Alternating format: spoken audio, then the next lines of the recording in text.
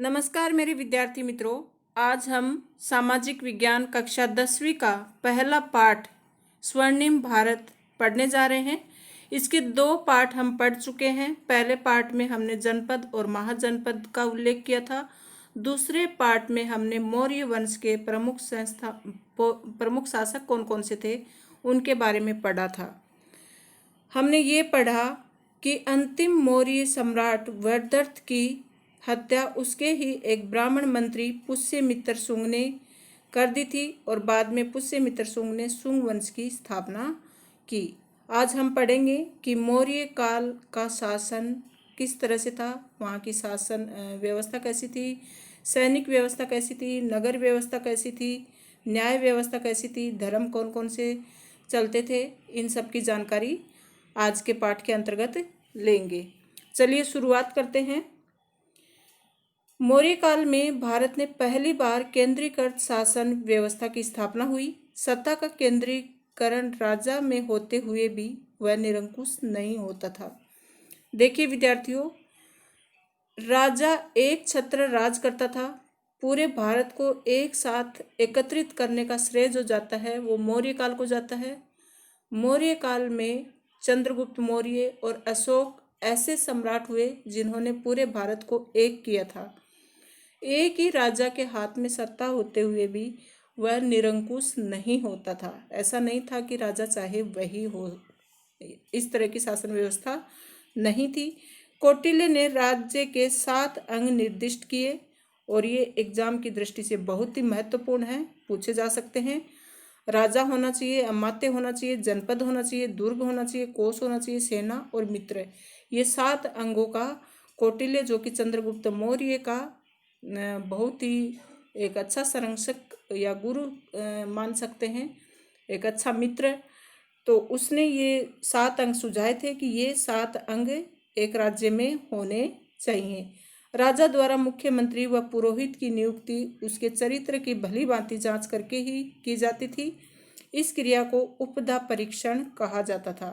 तो किसी मंत्री की नियुक्ति करने की जो क्रिया थी उसको उपधा परीक्षण, मतलब उसकी अच्छे से जांच पड़ताल करके उसकी बुद्धि की परीक्षा लेकर ही कोई मंत्री बनाया जाता था। तो इस क्रिया को कहा जाता था उपधा परीक्षण। मंत्रिमंडल के अतिरिक्त परिषा मंत्रिण भी होता था जो एक तरह से मंत्रिपरिषद था। केंद्रीय प्रशासन, तो केंद्रीय प्रशासन किस तरह से था?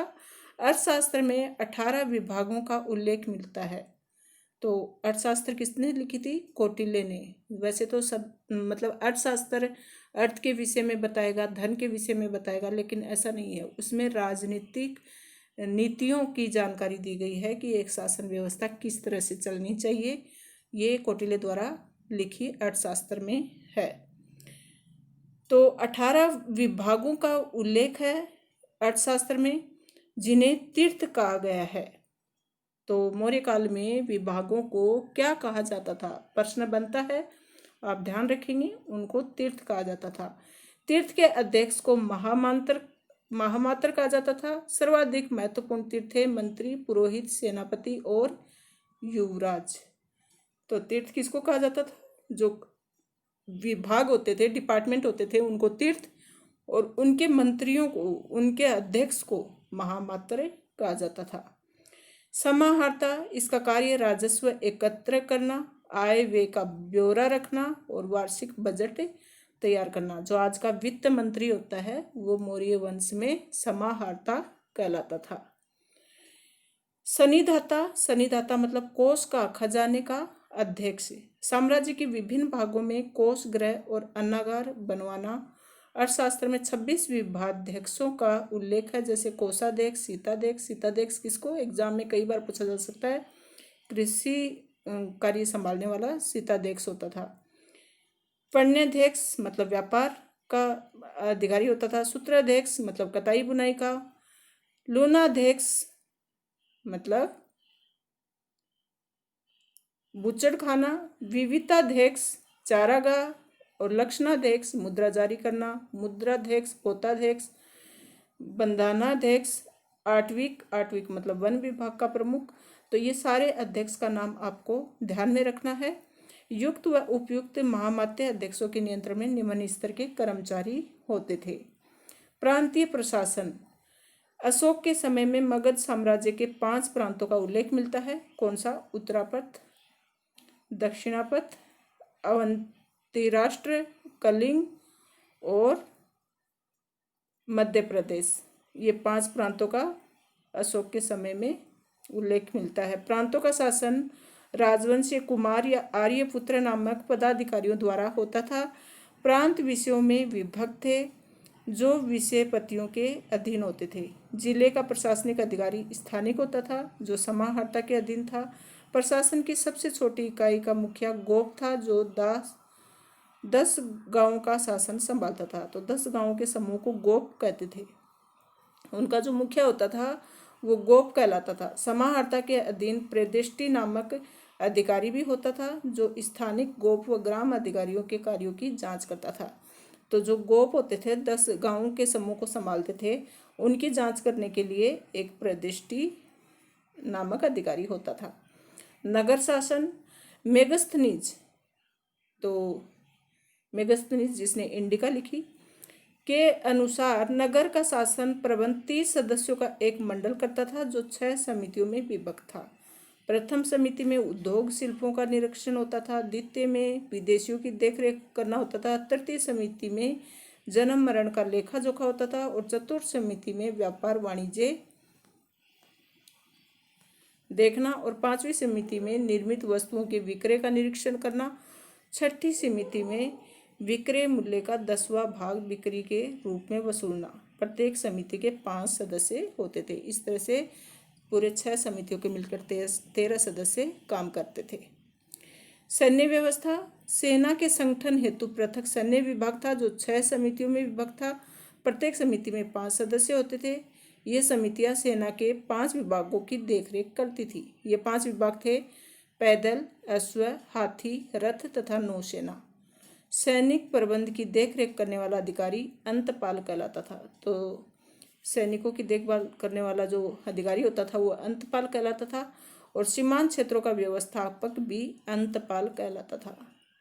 मेगस्थनीज की इंडिका के अनुसार चंद्रगुप्त मौर्य के पास 6 लाख पैदल, 50,000 अश्वारोही मतलब घोड़े की सवारी करने वाले, 9,000 हाथी, 800 रथों से सुसज्जित विराट सेना थी। तो इतनी विशाल सेना मौर्य काल में हुआ करती थी। आप सोच सकते हैं कि मौर्य काल की शासन सैनिक व्यवस्था कितनी अच्छी थी। न्याय व्यवस्था। सम्राट न्याय प्रशासन का सर्वोच्च अधिकारी होता था। निचले स्तर पर ग्राम न्यायालय थे जहां ग्रामणी और ग्रामवध अपना निर्णय, आज भी जहां पंचायत होती है गाँव में, तो गांव के जो बुजुर्ग होते हैं वही 5 जन मिलकर फैसला सुनाते हैं। वैसे उस समय भी था, निचले स्तर का जो प्रशासन था वो गांव संभालते थे। इसके ऊपर संग्रहण, द्रोणमुख, स्थानीय और जनपद स्तर के न्यायालय होते थे। सबसे ऊपर पाटलिपुत्र का केंद्रीय न्यायालय था। ग्राम संघ और राजा के न्यायालय के अतिरिक्त अन्य सभी न्यायालय 2 प्रकार के थे। तो 2 प्रकार के न्यायालय कौन कौन से थे? एक था धर्मस्थीय। इस न्यायालय में निर्णय का कार्य धर्मशास्त्र में निपुण 3 धर्मस्थ या व्यवहारिक और 3 अमात्य करते थे। धर्मस्थीय इस प्रकार की दीवानी अदालत होती थी। चोरी, डाके व लूट के मामले जिन्हें साहस कहा जाता था भी धर्मस्थलीय अदालतों में रखे जाते थे। तो चोरी, डाका, लूट ये सब मामले इसमें धर्मस्थलीय न्यायालय में निपटाए जाते थे।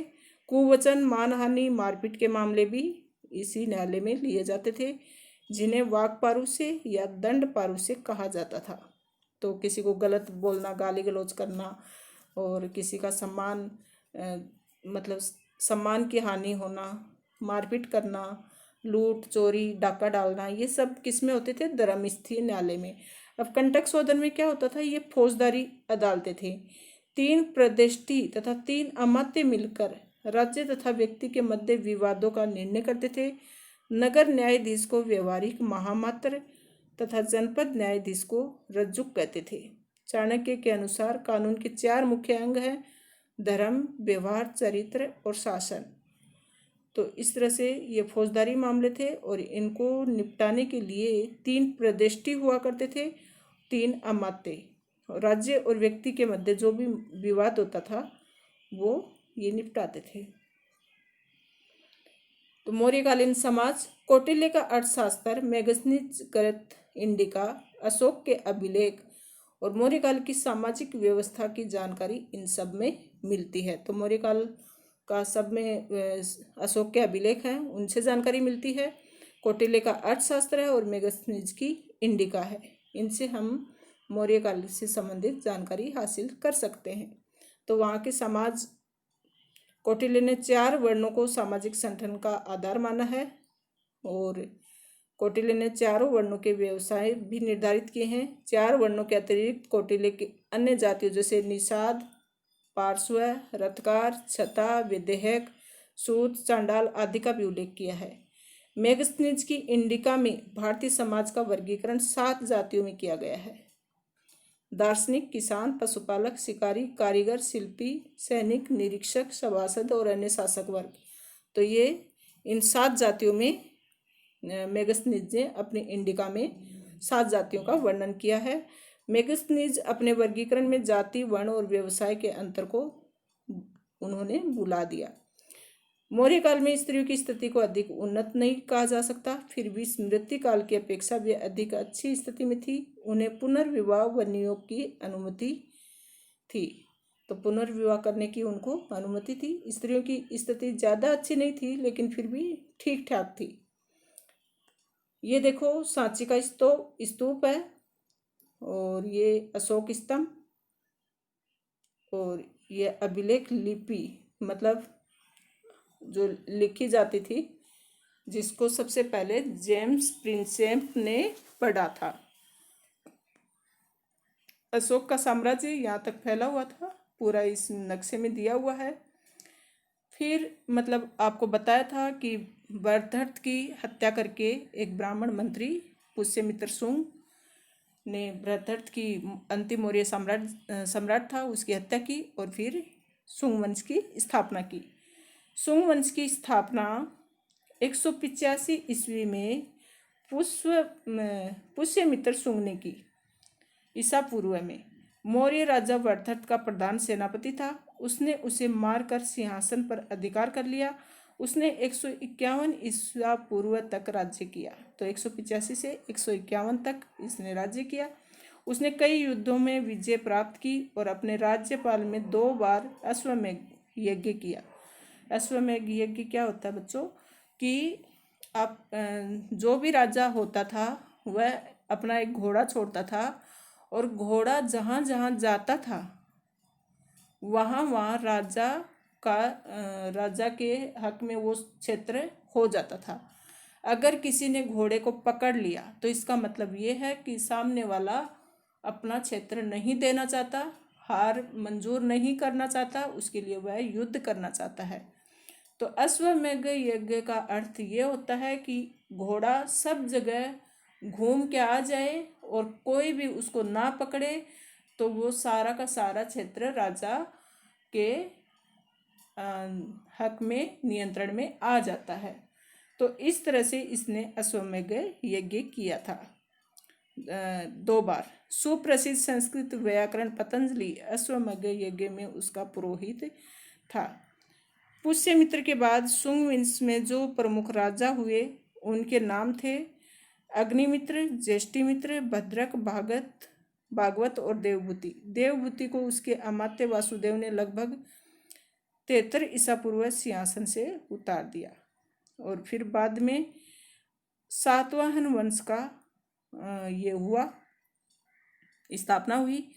आंध्र, गोदावरी और कृष्ण नदियों की घाटी में सिमुक नामक व्यक्ति ने लगभग 60 ईसा पूर्व में सातवाहन वंश की नींव डाली।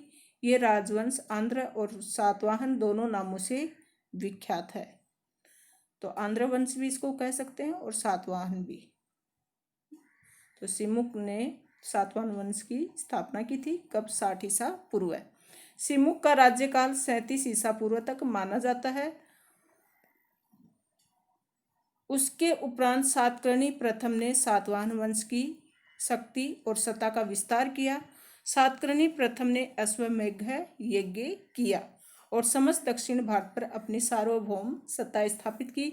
उसकी राजधानी गोदावरी नदी के तट पर स्थित प्रतिष्ठान नामक नगरी थी। सातकर्णी प्रथम की मृत्यु के बाद शकों के आक्रमण के फलस्वरूप सातवाहनों की शक्ति में ह्रास होने लगा और महाराष्ट्र में शक वंश का शासन प्रारंभ हुआ। तो सातवाहन का जो शक्तिशाली राजा था वो गौतमी पुत्र सातकर्णी था, और सातकर्णी के बाद में, इसकी मृत्यु के बाद में शकों के आक्रमण के कारण सातवाहनों की शक्ति कमजोर होने लगी और महाराष्ट्र में शक वंश का शासन आरंभ हो गया, जो कि पश्चिमी क्षत्रप वंश कहा जाता है।